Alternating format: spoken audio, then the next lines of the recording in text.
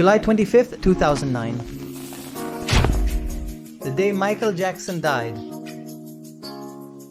He is likely the person with the most impersonators worldwide, while also being an artist who took charge of building an unparalleled legacy to this day. His presence in the history of music and popular culture represented a challenging and elegant twist, like those abundant in his shows that aroused the fervor of millions of viewers of all ages. The King of Pop broke records that still keep him relevant on his throne today. He embodied an innate talent for hits and a high dose of eccentricities. Countless surgeries that failed to hide his darker side, and a halo of mystery that accompanied him until his last days. What lies behind the death of the man who wished to be an eternal child? At 12:21 in the afternoon, Alberto Alvarez called 911 for help due to a possible cardiac arrest. The fight to mine. Paramedics reported arriving 9 minutes later.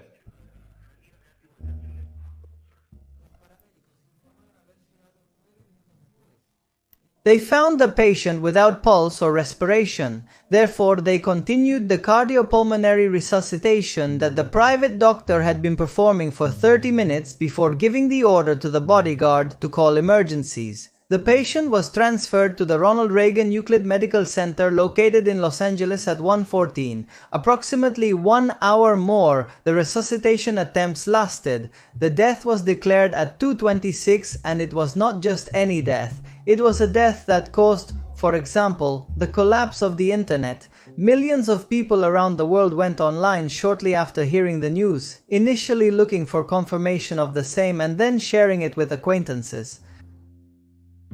The websites of many international media outlets had serious access problems, and there were multiple crashes of social networks like MySpace, Twitter, or Facebook. Even search engines like Google or Yahoo experienced serious problems. AOL described this death as a crucial event in the history of the internet.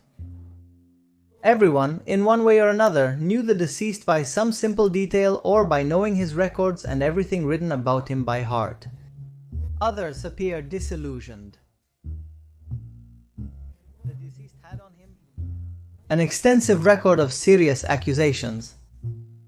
Artists from around the world paid their most varied and heartfelt tributes. The current US President Barack Obama sent a condolence letter to the family of the deceased, and Congress observed a minute of silence. The person responsible for the best-selling album of all time had died, the first solo artist to have 4 singles from the same album in the top spots of the Billboard Hot 100 Dalgonu, and the only one to be inducted twice into the Rock and Roll Hall of Fame. An artist who had also been included in the Songwriters Hall of Fame and the Dance Hall of Fame as the only pop and rock music dancer. On his trophy shelves, one could find 13 Grammy Awards, the Grammy Legend Award, the Grammy Lifetime Achievement Award, 26 American Music Awards, including Artist of the Century and Artist of the 80s, 13 #1 singles in the United States during his solo career, and estimated sales of over 350 million musical productions worldwide. As if that wasn't enough, the Guinness Book of Records recognized him for supporting 39 charitable organizations.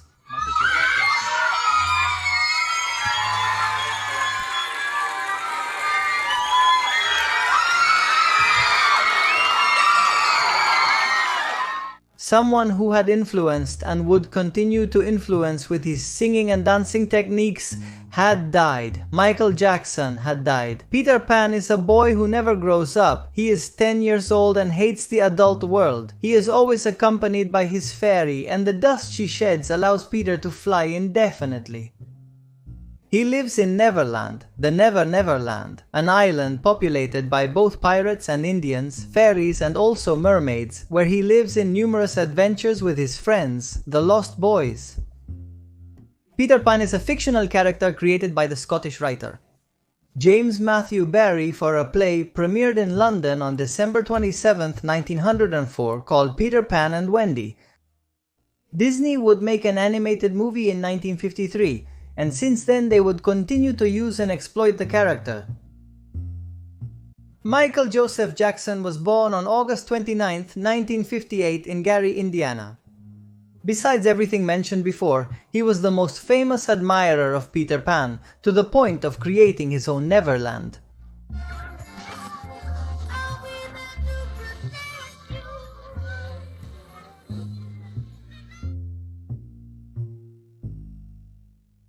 Michael was the 8th of 10 children in the Jackson family, a working-class African-American family living in an industrial city in the Chicago metropolitan area.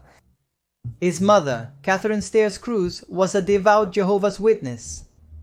She played the clarinet and piano and worked part-time at Sears. Michael's father, Joseph Walter Joe Jackson, a former boxer, was a steelworker at U.S. Steel who played guitar in a local rhythm blues band, the Falcons, to supplement the family's income. He then came up with the idea to form a band with his sons, and that idea would change history, since from an early age Michael showed interest in music, singing at the Christmas celebrations of the kindergarten he attended. It is not surprising that in 1965 he began to share the lead voice in the aforementioned group, which by then adopted the name that would make it an icon. They were the Jackson 5.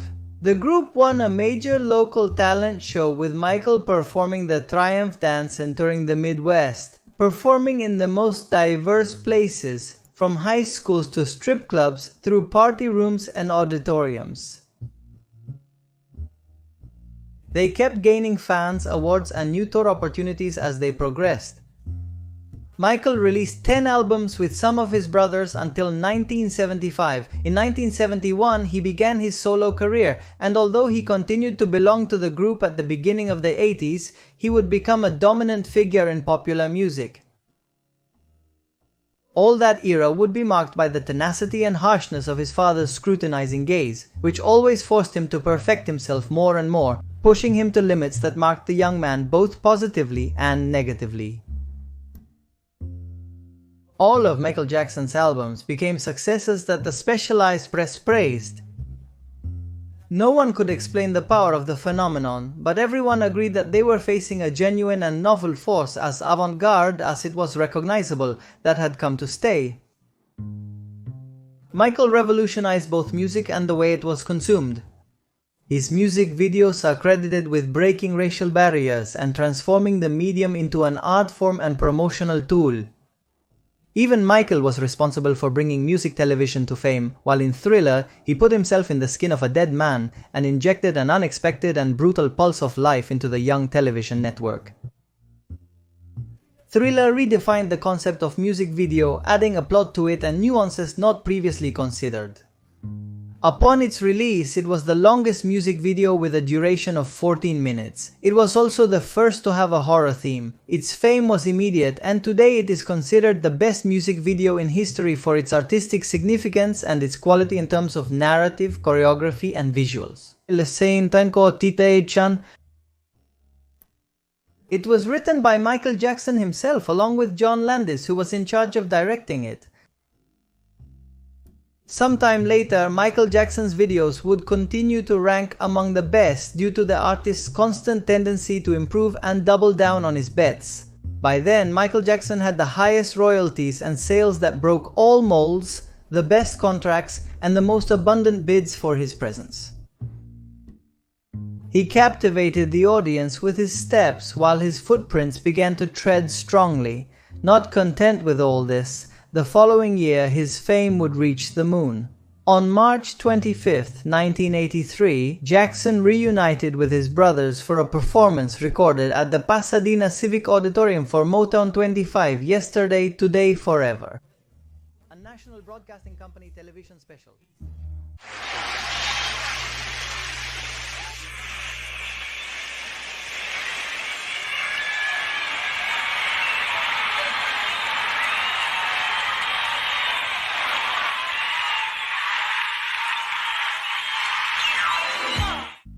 Jackson had originally declined the invitation to perform on the show, believing he had been doing too much television at that time.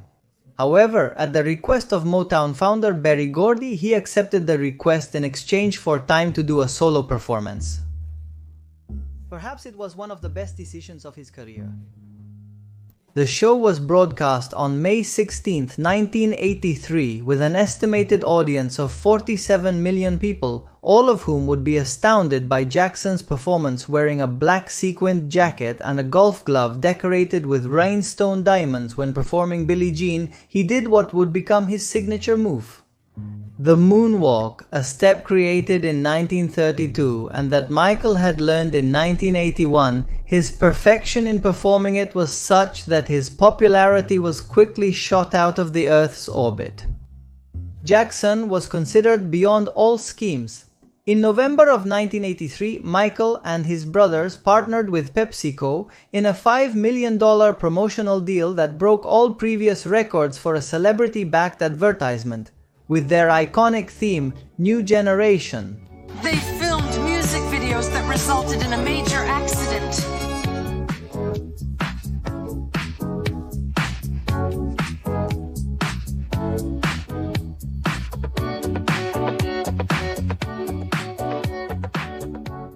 Music videos were filmed that resulted in a major accident in which Michael was burned and had to undergo surgery. By then, the multi-award-winning artist had undergone surgery multiple times.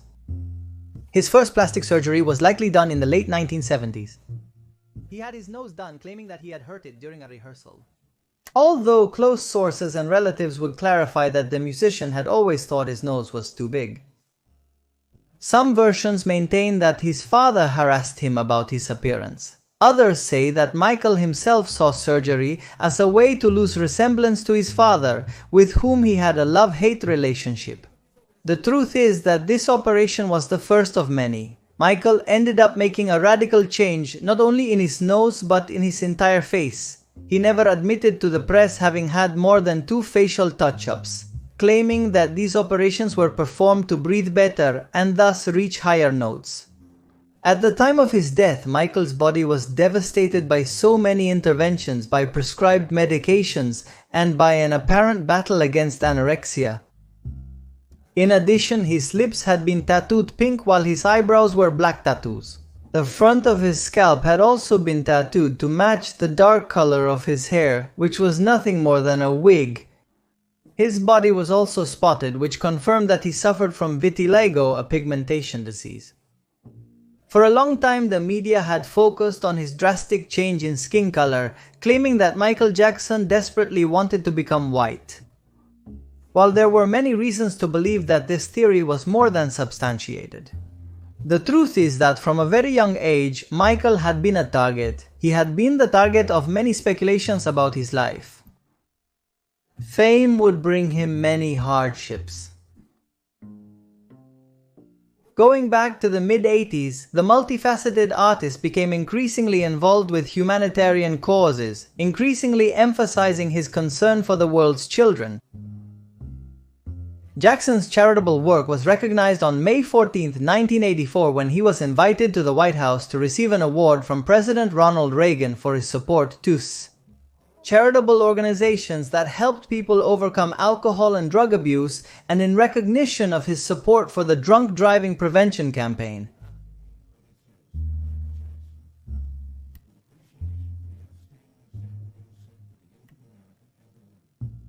In 1985, written with Lionel Richie and in collaboration with a large number of singers including Stevie Wonder, Diana Ross, Tina Turner, Bob Dylan and Bruce Springsteen among others, he launched United Support of Artists for Africa, a musical production that contained the single We Are the World, which was recorded on January 28, 1985 and was released worldwide in March of that same year.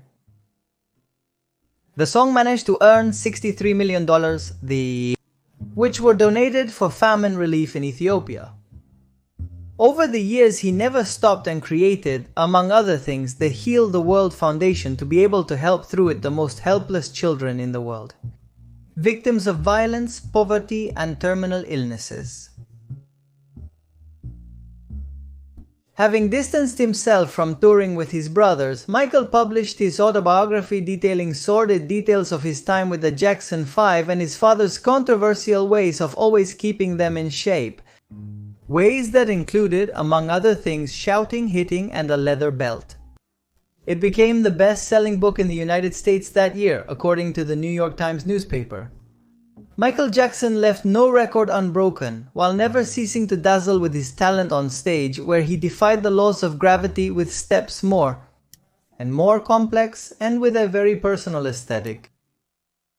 One of the artist's most acclaimed performances was his halftime show at the 1992 Super Bowl.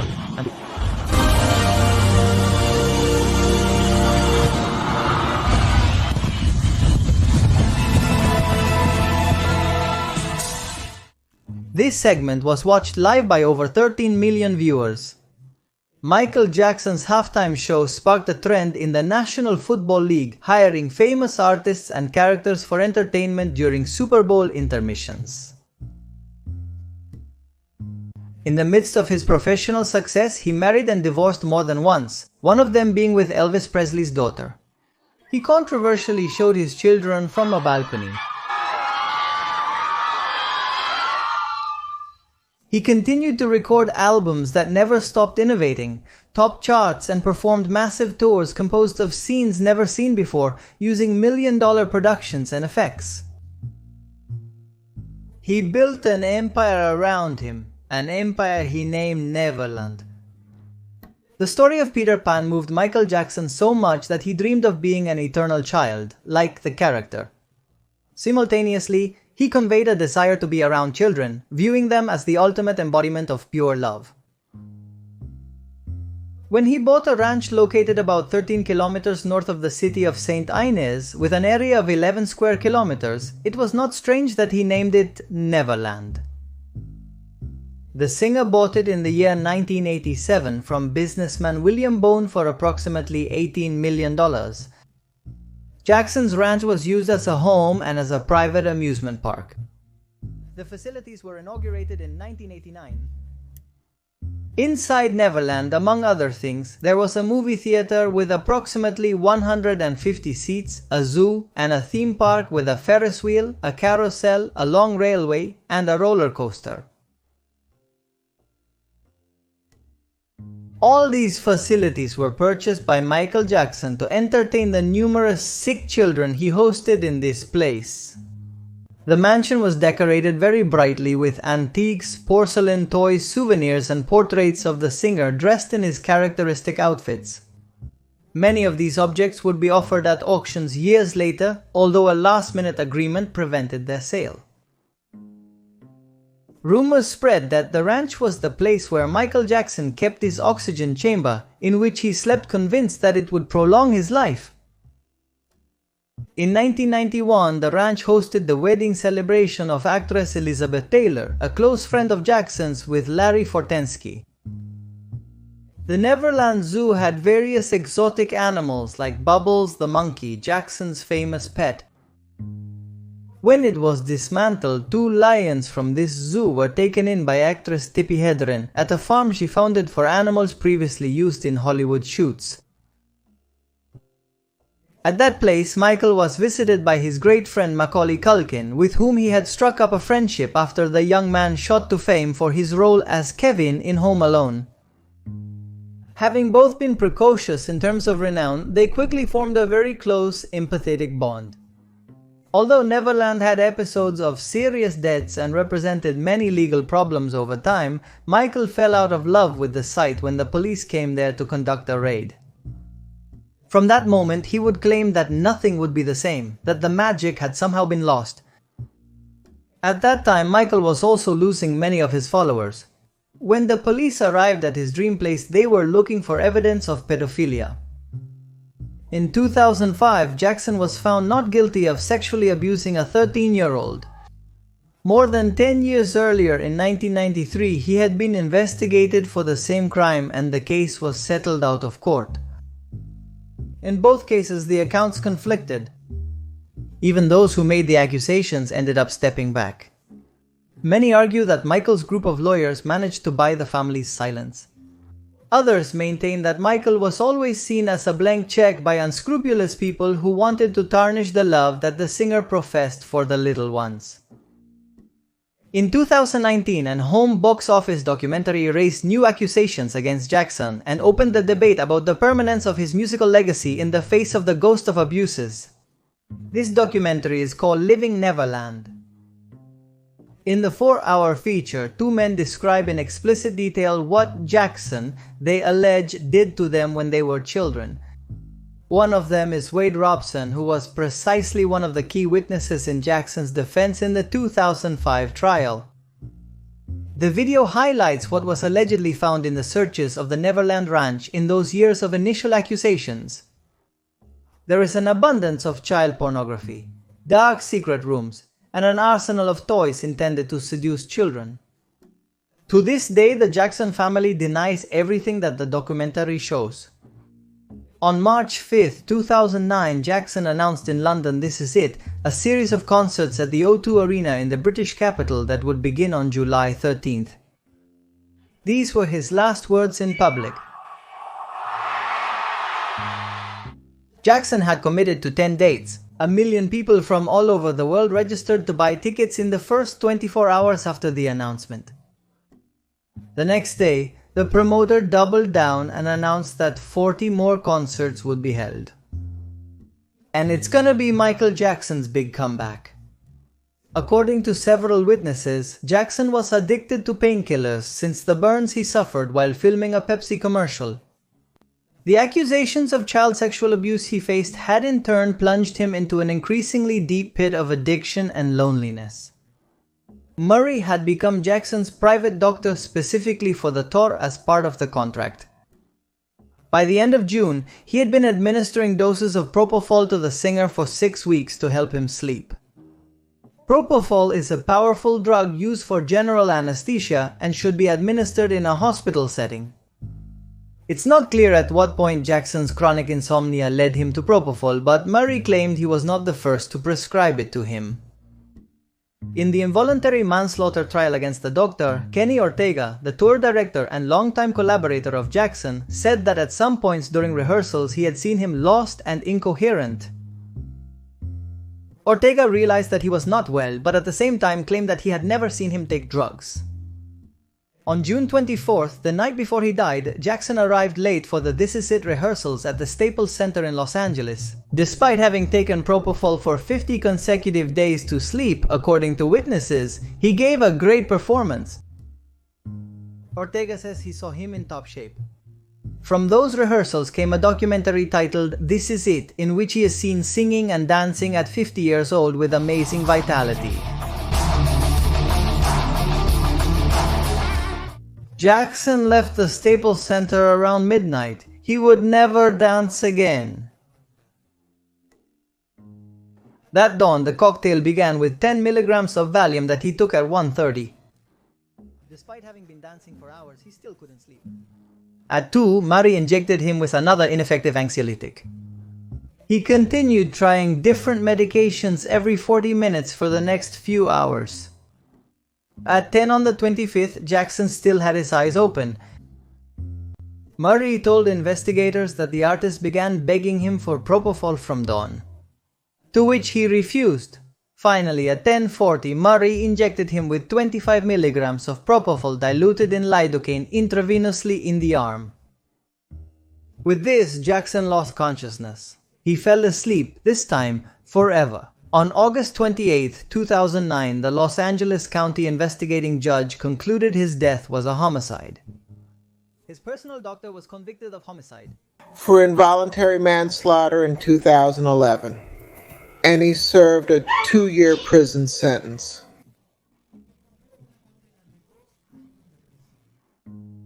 After a summer of speculation, Joe Jackson finally announced that the singer's body would be buried in a sarcophagus in the Grand Mausoleum of the Holy Terrace at the Forest Lawn Cemetery, Glendale in Holmby Hills, Hollywood, specifically in the Sanctuary of the Ascension.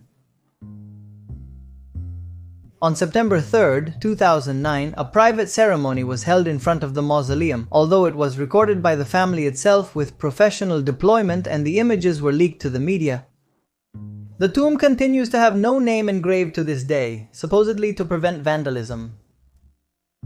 Although the location of the sarcophagus is publicly known, access to the mausoleum is closed to the general public. Michael Jackson is a personality who marked an entire culture and throughout his life occupied the front pages for many reasons. He bought, for example, the copyright of the most representative songs of the Beatles, earning the enmity of McCartney, and there was a rumor that he wanted to acquire the remains of the legendary Elephant Man. He was about to buy Marvel after an attempt to negotiate with Stan Lee so he could play Spider-Man. He made paintings that sold for millions, rubbed shoulders with the most influential artists of his time, knew how to find the best way to sell himself, and never left controversy aside. He lent his voice to an ET audiobook, participated in the movie's soundtrack, and claimed to have fallen in love with the animatronic of the most famous alien of an entire generation. He forged a friendship with Spielberg, whom he later put on his blacklist upon learning that he would not be called upon to do his version of the Peter Pan story. According to an urban legend, Michael had cast black magic on the director so that misfortune would fall upon him. It is said that Mr. T was his bodyguard for a while, that on September 11th, 2001, he had a meeting at the Twin Towers, but overslept, and it is speculated that his collaboration with Freddie Mercury ended when Michael arrived at the studio with a llama, which was his pet at the time. Many posthumous works of his authorship were edited, and in 2010 he was proposed as a candidate for the Nobel Peace Prize. His controversial Neverland ranch was finally sold at a very low cost due to the nefarious reputation that fell upon him, and the socks he wore the first time he performed his acclaimed moonwalk will be put up for auction shortly. Obviously, rumors of a fake death did not wait, and even today there are those who say they have seen him walking down the street. The same as those who claim that he continues to secretly participate in his brother's albums. Who knows if he isn't out there calling himself Leon Kompowski like the Simpsons character he played in 1991 and who sang Happy Birthday to Lisa. Conspiracy theories also flooded the networks. Apparently, good old Michael was more than paranoid in his last days, and in audios of dubious origin that have him as the protagonist, you can hear him say that at any moment he's going to appear dead wrapped in a web of lies like what happened to Elvis. This theory is based on the fact that, as happens to artists of his magnitude, Jackson had become worth more dead than alive. There was also talk of the possibility that Bruno Mars was his son, and so many others.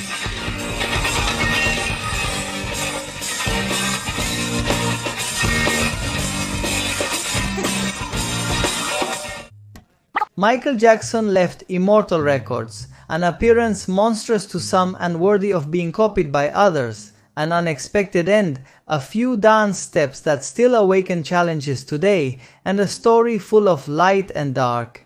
His most ardent followers are still waiting for the day when the king of pop will rise from his grave and, just like in Thriller, delight us with a post-mortem choreography.